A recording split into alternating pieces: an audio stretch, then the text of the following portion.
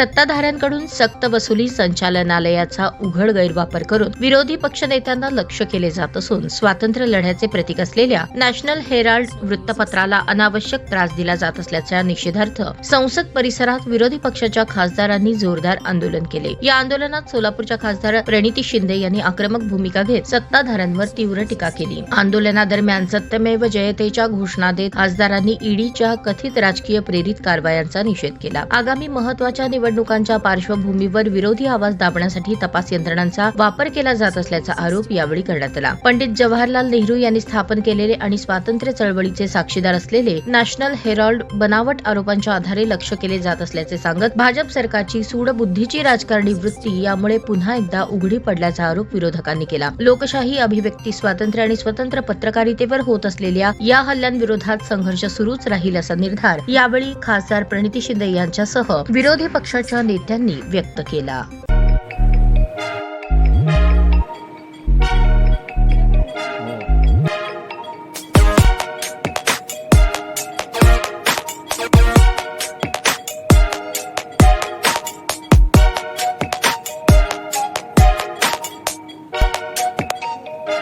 सोलापूर शहरातील सुप्रसिद्ध हॉस्पिटल म्हणजे सेंट्रल मल्टी स्पेशालिटी हॉस्पिटल मागील अनेक वर्षापासून सेवा बजावत आहे। 24 तास इमर्जन्सी सर्व्हिस, मॉडर्न टेक्नॉलॉजी, अनुभवी डॉक्टर्स तसेच अत्याधुनिक तंत्रज्ञान सुविधांनी सुसज्ज स्त्रीरोग, प्रसूती विभाग, ऑर्थोपेडिक विभाग, मेडिकल विभाग आणि इतर एकमेव नाव म्हणजे सेंट्रल मल्टी स्पेशालिटी हॉस्पिटल।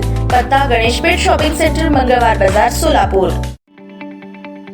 ताज्या बातम्या पाहण्यासाठी प्राईम महाराष्ट्र न्यूज चॅनलला सबस्क्राईब करा।